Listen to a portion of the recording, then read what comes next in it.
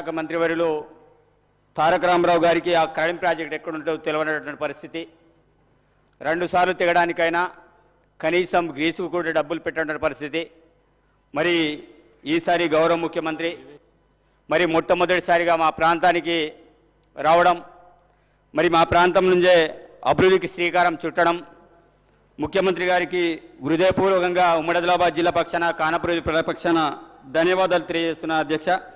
ఎందుకంటే మేము చెప్పిన వెంటనే కడెం ప్రాజెక్టు మరమ్మతుల కోసం 5,47,00,000 శాంక్షన్ చేయించడం అనేది జరిగింది. అదేవిధంగా సదర్మట్ కెనాల్ నిర్మాణం కోసం మొన్న అనౌన్స్మెంట్ చేయడం అనేది జరిగింది. దాంతోపాటు మా ప్రాంతంలో నీటి సమస్య అత్యధికంగా ఉంటుంది. మరి మిషన్ భగీరథ ద్వారా మేము ఇంటింటికి నల్లాలు నీళ్ళు ఇస్తామని చెప్పారు, కానీ ఏ ప్రాంతంలో కూడా నీళ్ళు రాక మరి చాలామంది ఎండాకాలం వస్తే ఎడ్ల బండ్లు పట్టుకొని మరి సుదూర ప్రాంతంలో పోయి నీళ్లు తీసుకొచ్చే పరిస్థితి ఆదిలాబాద్ జిల్లాలో కనబడుతుంది. మరి గట్టెపల్లి కావచ్చు, దొడద కావచ్చు, చాలా ప్రాంతాలు మారుమూల ప్రాంతాల్లో మరి నీటి సమస్యలు ఉన్నాయి. అందుకే మొన్న గౌరవ ముఖ్యమంత్రి ఆర్థిక శాఖ మంత్రివర్యులు కూడా మరి 60 కోట్లు శాంక్షన్ చేయించడం జరిగింది. కాబట్టి వారికి ధన్యవాదాలు తెలియజేస్తున్నాను. అదేవిధంగా మా ప్రాంతంలో మరి వ్యవసాయ పరంగా కడెం ప్రాజెక్టుతో పాటు సదర్మట్, అదేవిధంగా చిక్మన్ ప్రాజెక్ట్, అదేవిధంగా మత్తడి ప్రాజెక్ట్, చాలా ప్రాజెక్టులు కట్టారు. మరి మిషన్ కాకతాయి పేరు మీద మేము పూడికి తీస్తాం, కాలువలు నిర్మిస్తామని చెప్పారు. కానీ కోడి గెలికినట్టు గెలికేసి పూర్తి స్థాయిలో వదలారు తప్ప ఎక్కడ కూడా ఆ మిషన్ భగీరథ ద్వారా ఎక్కడ కూడా ప్రయోజనం చేకూరలేదు. కాబట్టి ఆ ప్రాంతంలో ఇప్పటికైనా మన ప్రభుత్వం మిగతా ఏవైతే కాలువ నిర్మాణ పనులు ఉన్నాయో వాటిని వెంటనే పూర్తి చేయాలని నేను విజ్ఞప్తి చేస్తున్నాను.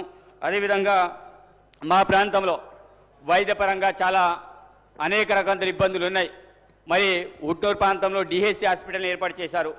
అదేవిధంగా పోయినసారి మదర్ చైల్డ్ హాస్పిటల్ని శాంక్షన్ చేశారు. మరి గౌరవ ఆనాటి వైద్య శాఖ మంత్రి మేము ఆనాడు రిప్రజెంటేషన్ ఇవ్వడానికి పోతే కనీసం మమ్మల్ని కలవనీయకుండా చేశారు, పోలీసులను అడ్డు పెట్టుకొని ఇది చేశారు.